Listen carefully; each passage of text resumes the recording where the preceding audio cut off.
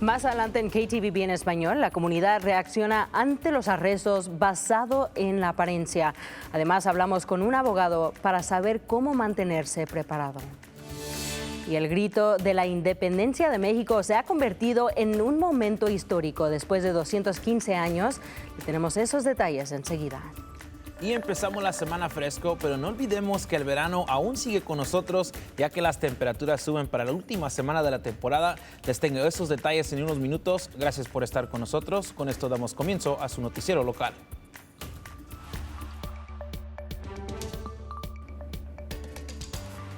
Muy buenas tardes, mi nombre es Brenda Rodríguez y es un placer saludarles. Gracias por sintonizar su noticiero local, KTVB en español. Comenzamos con noticias de inmigración. Hace unas semanas, la Corte Suprema de Justicia, con un voto de 6-3, suspendió un fallo que ahora permite realizar arrestos en Los Ángeles basados en apariencias raciales. Sin embargo, esta medida aplica a todo el país, incluyendo a nuestro estado aquí en Idaho. Y nuestra reportera Gabriela López nos acompaña aquí en estudio. Gabriela, cuéntanos un poquito más sobre esta medida. Así es, Brenda. Bueno, como te contaba, esta medida ha entrado en vigor el 9 de septiembre y bueno, lo que quiere decir es que el simple hecho de verse latino y hablar español puede verse involucrado en un arresto. Hablé con varios de la comunidad para entender su sentir. Escuchemos. Me preocupa principalmente por las personas más vulnerables, porque son personas como nosotros y sienten. Los temas de inmigración se han convertido en el centro de atención entre la comunidad hispana del Valle del Tesoro. A mí personalmente me paró una policía recientemente y por ir de alta velocidad. Y la primera pregunta que me preguntó a mí fue ¿que dónde naciste? Y para mí fue una experiencia, me sentí mal. El 9 de septiembre, la Corte Suprema dio luz verde para que los agentes federales realicen arrestos basados en la apariencia e idioma de una persona. ¿Qué es lo que te hace sentir eso? Ay, pues me hace sentir muy mal, sobre todo por todos mis hermanos que somos latinos. No, pues te entristece el que no te dejen llevar tu idioma en un país de libre expresión, donde está hecho de muchas culturas, no nomás de mexicanos. Pues es algo muy malo porque precisamente el país está hecho de inmigrantes. La medida ha causado temor. ¿Tienes miedo o preocupación? Pues preocupación por una parte y miedo también. Sí, sobre todo por el color de piel de uno y por hablar uno español. Es como, pues, lo traen a uno. Así, tiene uno miedo cuando ve patrullas o la policía, simplemente, ¿verdad? Piensa uno que hay, ¿verdad? Que algo o no. Pues. Pero para otros, esto los ha impulsado a continuar luchando día tras día. Simplemente seguir siendo nosotros. Donde quiera que nos paremos, somos latinos, somos mexicanos y orgullosos de nuestro país. Seguir adelante, no nos van a detener, no nos van a asustar. Vamos a tratar de seguir nuestra vida normal. No tenemos que escondernos, no tenemos que meternos ese miedo. Pero siempre con la precaución de frente. Pues sí, tengo que cargar mi identificación, pues todo. Brenda, muchas personas que no quisieron salir en cámara por cuestiones de seguridad me dijeron que aún temen que puede pasar el día de mañana porque como ellos dijeron en sus propias palabras, uno nunca sabe lo que puede pasar el día de mañana ya que estos cambios pues son inesperables. Sí, bueno, como escuchamos, hay gente que todavía quiere vivir su vida, otros que se quieren preparar, por eso es importante tener esas opciones. Y para poder ayudarles, nos acompaña un abogado experto de inmigración, el abogado Neil Doherty. Gracias por estar aquí, Neil. Buenas tardes. Sí. Platícanos un poquito más sobre esta opinión. Bajo la Constitución, tenemos todos derechos de no ser detenidos ni arrestados por las policías sin ellos tener un sospecho razonable que ha cometido un delito. Y esta decisión dice que por su origen, de un país hispana, apariencia étnica, también por no hablar inglés, también por ser si es encontrado en algunos lugares o haciendo tipos de trabajos cuáles son comunes con la gente, con la comunidad de inmigrantes, eso puede ser sospecho razonable suficiente para que las policías y la inmigración pueden detener uno para iniciar una investigación si están aquí legalmente o no. ¿Y esto es algo que tiene que preocupar a todas las personas latinas o simplemente los indocumentados? Claro, todos deben que ser preocupados ahorita, porque la cosa es que solo por tener la apariencia de ser latino, también de hacer trabajo de algunos tipos, como construcción, cosas así, o de estar en lugares a donde son inmigrantes frecuentemente, eso puede ser de cualquier persona, ciudadano o no. Entonces, todos pueden ser sujetos a una parada, una detención y una investigación solo por eso. Y para la gente que se quiere preparar, ¿qué significa estar preparado en este contexto? Es muy importante de recordar sus derechos. Solo porque inician una investigación, las policías o la inmigración, no requiere que usted debe que responder a sus preguntas. Si usted prefiere hablar con un abogado antes de que hace respuestas a sus preguntas, declara eso. También si alguien sí tiene algún estado migratorio, es siempre importante de llevar junto una mica, un permiso de trabajo, otra prueba que sí tiene un estado legal aquí en los Estados Unidos. Muy importante. Claro, ¿y qué tipo de recursos hay para la gente que necesita informarse más, digamos? Es muy importante que las personas quienes tienen preguntas sobre su estado migratorio, que hablan con un abogado. Nosotros de Mi Profetes son disponibles, pero sí hay muchos otros aquí en el estado de Idaho quienes pueden atenderles. También para los quienes son víctimas de alguna discriminación por las policías o por la inmigración, pueden reportar eso con el ACLU, con el ACLU. Sí. Y bueno, aquí en Idaho has hablado sobre tener que preocuparse en todo el estado, incluyendo aquí, pero ¿qué tan grave es aquí en Idaho? Well, ahorita la policía del estado, la Highway Patrol, lo siento, ellos están enforzando la ley de inmigración ahorita. También hay varios departamentos de policía quienes también tienen un acuerdo con la inmigración para enforzar las leyes de ellos. Entonces, no solo es agentes de inmigración quienes están haciendo estos esfuerzos aquí en Idaho, pero también las policías.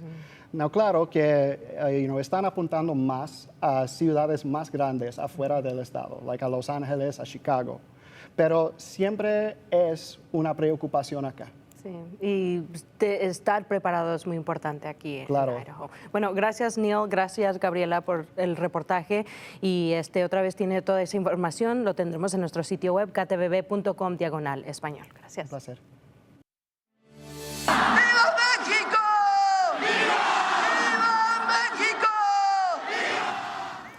Un momento que ha marcado la historia de México después de 215 años y 65 presidentes. El día de ayer, la presidenta Claudia Sheinbaum se convirtió en la primera mujer de dar el grito de la independencia de México. Desde el balcón del Palacio Nacional, la presidenta ondeó la bandera y tocó la campana diciendo lo siguiente.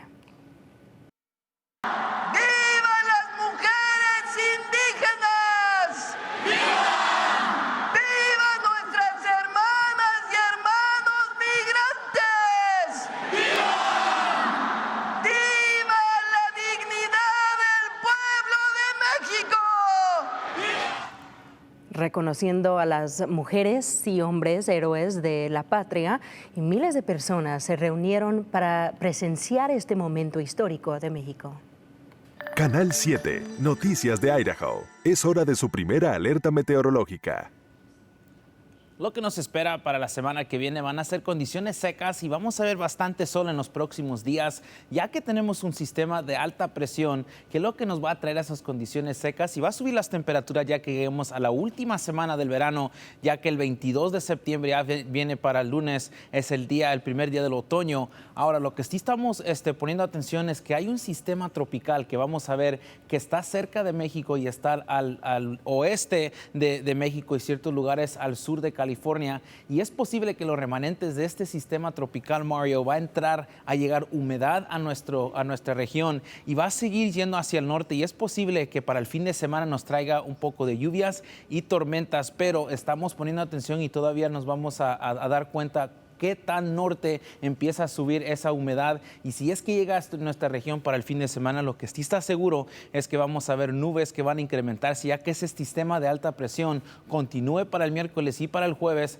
Eso va a subir las temperaturas y a ese sistema, igual con esa humedad que llega para nuestra región, es que va a traer la posibilidad de lluvias para el domingo y también las nubes que van a incrementarse para el sábado, y eso va a continuar. Temperaturas van a bajar ya que lleguemos a principios de la semana que viene, y vamos a ver aquí en nuestro pronóstico extendido que las temperaturas suben ya para el miércoles, llegan a los medios 80, altos 80 para terminar la semana con esas nubes que hemos visto, con ese sistema que anticipamos para el final de la semana y entrando al fin de semana, pero ya después ese sistema también nos va a traer temperaturas más frescas, más estacionales para el domingo, y ya al llegar al primer día de otoño vamos a ver bastante sol, temperaturas en los 80s, y vamos a anticipar ver las mañanas un poco más cálidas, y vamos también a ver que las temperaturas continúan así de esa manera, llegando a mediación de la semana que viene. Gracias, Héctor.